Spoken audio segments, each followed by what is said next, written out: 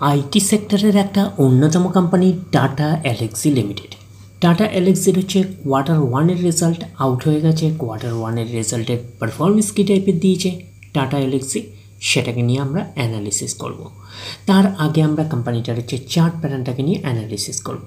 দেখব যে শেয়ার হোল্ডারদের কতটা রিটার্ন জেনারেট করেছে বা ওয়েলথ ক্রিয়েট করে দিয়েছে, সেটাকে নিয়ে আগে আমরা ফার্স্ট অ্যানালিসিস করব।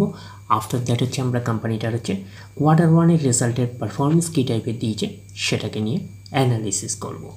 তো কোম্পানিটা এখন ট্রেড করছে 7,023 টাকায় এখন ট্রেড করছে। আমরা যদি চলে যাই কোম্পানিটার মার্কেট ক্যাপিটালাইজ, কোম্পানিটার মার্কেট ক্যাপিটালাইজ হচ্ছে অ্যাপ্রক্স 43,000 কোটি টাকার মার্কেট ক্যাপিটালাইজ। অর্থাৎ এই কোম্পানিটাকে আমরা মিড ক্যাপ টাইপের কোম্পানি হিসাবে কনসিডার করতেই পারি। তো কোম্পানিটার আমরা যদি পি রেশিও দেখি 55.54 হচ্ছে পি রেশিও, এবং কোম্পানিটার আমরা যদি 52 উইক হাই দেখি 5,200 টাকা হচ্ছে 52 উইক হাই, এবং কোম্পানিটার আমরা যদি 52 উইক লো দেখি 6,411 টাকা হচ্ছে 20 পয়সা হচ্ছে 52 উইক লো।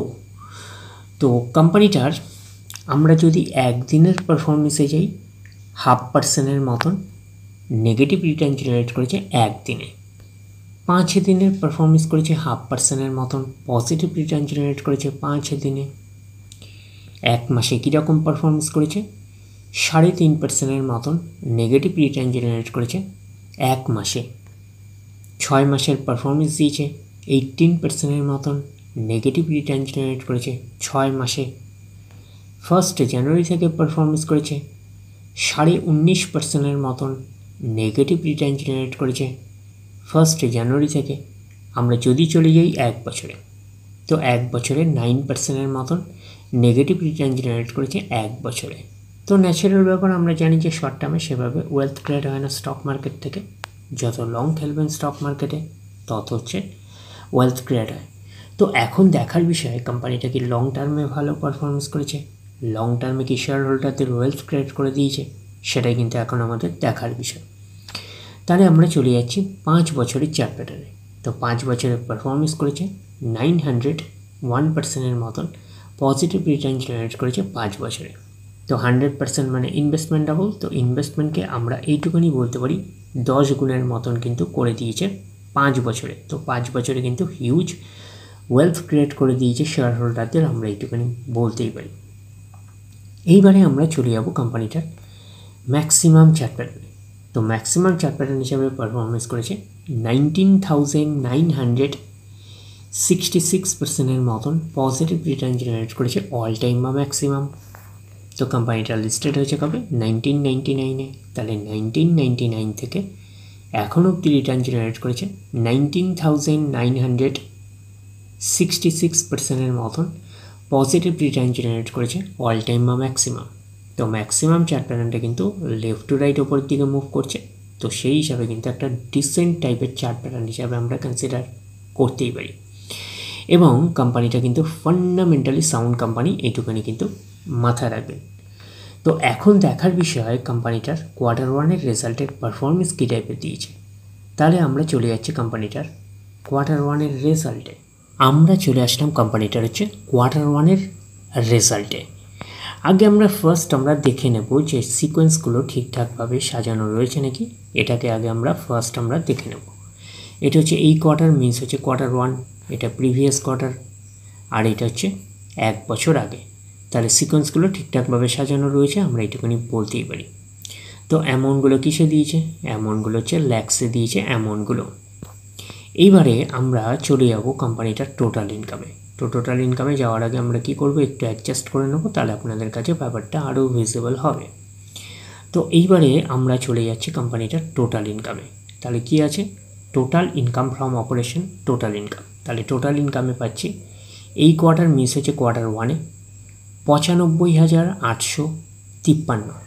প্রিভিয়াস কোয়ার্টারে ছিল কত 93,962, এবং এক বছর আগে ছিল 87,248।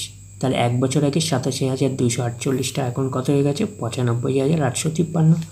তাহলে আমরা বলবো ইয়ার অন ইয়ার বেসিস কিন্তু জাম্প রয়েছে টোটাল ইনকামে। প্রিভিয়াস কোয়ার্টারে ছিল কত 93,962, সেটা হয়ে গেল এই কোয়ার্টার, মিনস হচ্ছে কোয়ার্টার ওয়ানে হয়ে গেল 95,853। তাহলে আমরা বলবো কোয়ার্টার অন কোয়ার্টার বেসিসেও কিন্তু জাম্প রয়েছে টোটাল ইনকামে। তো ন্যাচারাল ব্যাপার, আমরা জানি যে ইনকাম করতে গেলে কোম্পানিকে এক্সপেন্সেস করতেই হবে। তো এখন দেখার বিষয় কোম্পানিটা ইনকাম করতে গিয়ে কতটা এক্সপেন্সেস করেছে। তাহলে আমরা চলে আসলাম টোটাল এক্সপেন্সেসে। এই কোয়ার্টার মিস হচ্ছে কোয়ার্টার ওয়ানে 70,614, প্রিভিয়াস কোয়ার্টারে ছিল কত 67,721 এবং এক বছর আগে ছিল 62,414। তাহলে এক বছর আগের 62,414টা এখন কত হয়ে গেছে 70,614। তাহলে আমরা বলবো ইয়ার অন ইয়ার বেসিস কিন্তু জাম্প রয়েছে টোটাল এক্সপেন্সেসে।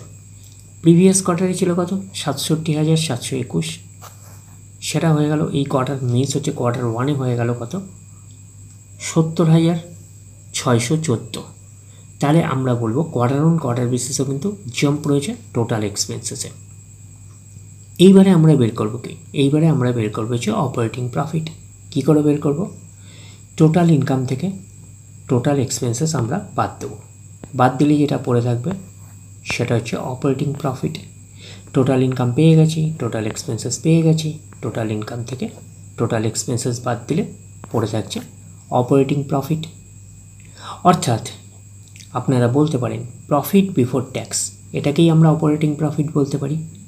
এই কোয়ার্টার মিস হচ্ছে কোয়ার্টার ওয়ানে 25,239, প্রিভিয়াস কোয়ার্টারে ছিল 26,240 এবং এক বছর আগে ছিল 24,833।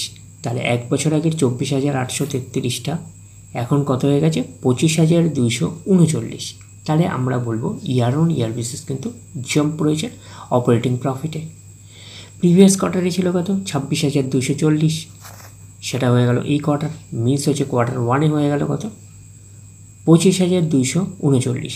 তাহলে আমরা বলবো কোয়ার্টার অন কোয়ার্টার বেসিস কিন্তু ডাউন পারফরমেন্স করেছে, আমরা কিন্তু এইটুখানি বলতে পারি অপারেটিং প্রফিটে। তো অপারেটিং প্রফিটটাই নিশ্চয়ই কোম্পানির মেন প্রফিট নয়। তারপরে কি করতে হবে, তারপরে গভর্নমেন্টকে ট্যাক্স পে করতে হবে, গভর্নমেন্টকে ট্যাক্স পে করার পরে কোম্পানির কাছে যেটা পড়ে থাকবে সেটা কোম্পানির ফাইনাল প্রফিট বা নেট প্রফিট হিসাবে আমরা কনসিডার করতেই পারি। Net profit for the period, এটাকেই নেট প্রফিট বলতে পারি, এটাকেই ফাইনাল প্রফিট বলতে পারি। এই কোয়ার্টার মিস হচ্ছে কোয়ার্টার ওয়ানে 18,407, প্রিভিয়াস কোয়ার্টারে ছিল 19,693 এবং এক বছর আগে ছিল কত 18,885। এক বছর আগের 18,885টা এখন কত হয়ে গেছে 18,407। তাহলে আমরা বলবো ইয়ার অন ইয়ার বেসিস কিন্তু ডাউন পারফরমেন্স করেছে নেট প্রফিটে। প্রিভিয়াস কোয়ার্টারে ছিল কত 19,693, সেটা হয়ে গেল এই কোয়ার্টার, মিনস হচ্ছে কোয়ার্টার ওয়ানে হয়ে গেল কত 18,407। তাহলে আমরা বলবো কোয়ার্টার অন কোয়ার্টার বেসিসও কিন্তু ডাউন পারফরমেন্স করেছে নেট প্রফিটে, আমরা এইটুখানি বলতেই পারি। এইবারে আমরা চলে যাব কোম্পানিটার হচ্ছে ইপিএসে অর্থাৎ আর্নিং পার শেয়ারে। তাহলে আমরা চলে আসছি কোম্পানিটার ইপিএসে অর্থাৎ আর্নিং পার শেয়ারে। তাহলে পাচ্ছি কি, এই কোয়ার্টার মিস হচ্ছে কোয়ার্টার ওয়ানে 29.56, প্রিভিয়াস কোয়ার্টারে ছিল 31.62 এবং এক বছর আগে ছিল 30.32। তাহলে এক বছর আগের 30.32টা এখন কত হয়ে গেছে 29.56। তাহলে আমরা বলবো ইয়ার অন ইয়ার বেসিস কিন্তু ডাউন পারফরমেন্স করেছে ইপিএসে অর্থাৎ আর্নিং পার শেয়ারে।